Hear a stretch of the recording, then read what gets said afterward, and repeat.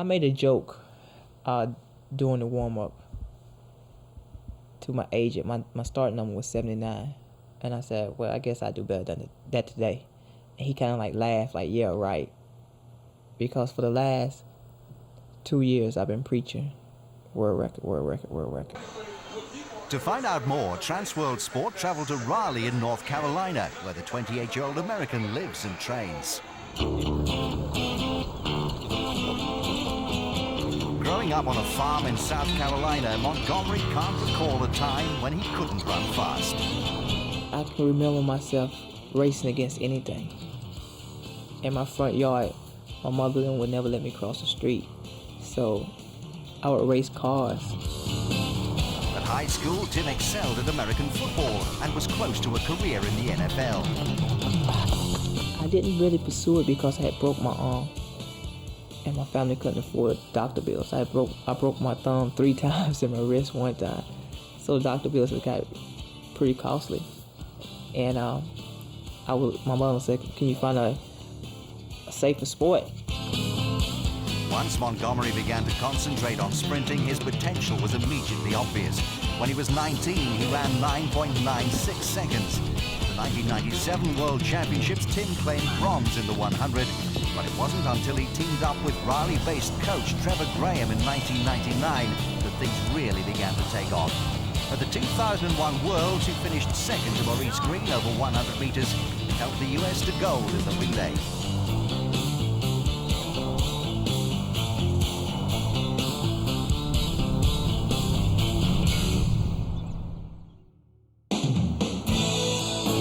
It was whilst training with Graham that Tim got to know his girlfriend, Marion Jones. The triple Olympic gold medalist was already working with Graham. Initially, Tim and Marion didn't get on. They felt that they were getting in each other's way.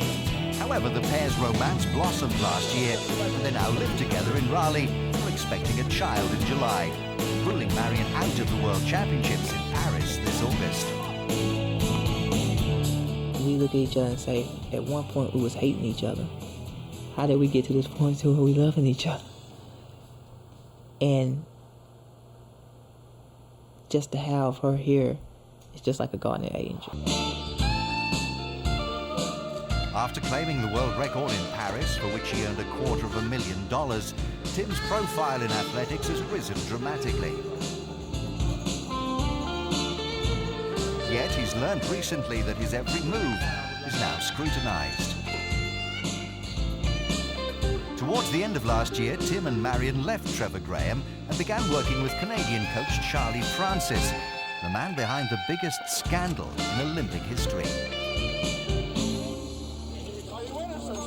Francis was Ben Johnson's coach when he tested positive for steroids and was stripped of his gold medal after winning the 100 meters of the 1988 Seoul Olympics. When Montgomery broke Green's world record, he also beat the tainted 9.79 mark that Johnson had posted in Seoul.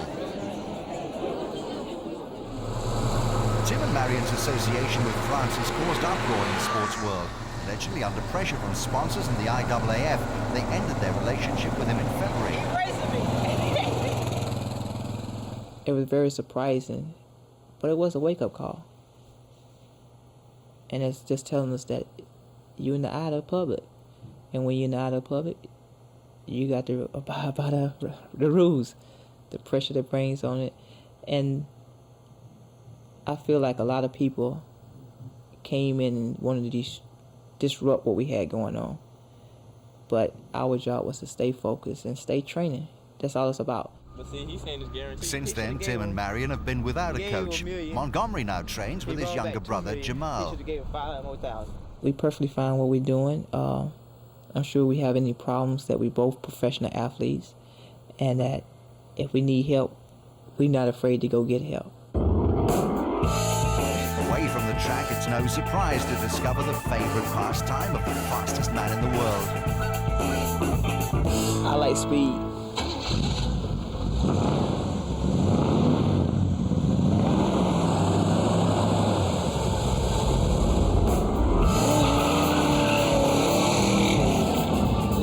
Like this when you can just go in the country and just ride, you know.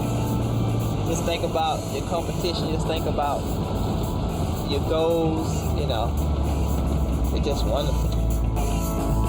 Having put the Charlie Francis controversy behind him, Tim is convinced that he'll improve on his time of 9.78. There's a lot of things that I look back and see that I've done wrong. There's a lot of things that I'm cleaning up now. And I can see the momentum going forward. And with everyone that's gunning for me, it's going to only make me perform better.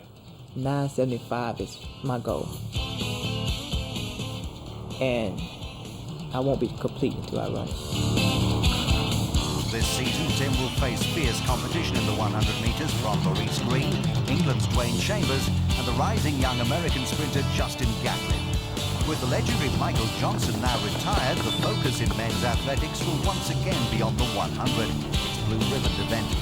Montgomery's sights are now firmly set on a first individual World Championship gold in Paris in August, then the first Olympic gold in Athens next year. If I went from now and ran against college kids, I'd take control of the race. And that's the mind frame I'm going into this season with. That, Tim, you've proven it to yourself. You're the best. Just do what you know how to do. Do what God gave you the ability to do. And everything else will be fine. When you're able to run your race, which is 978, who can beat you?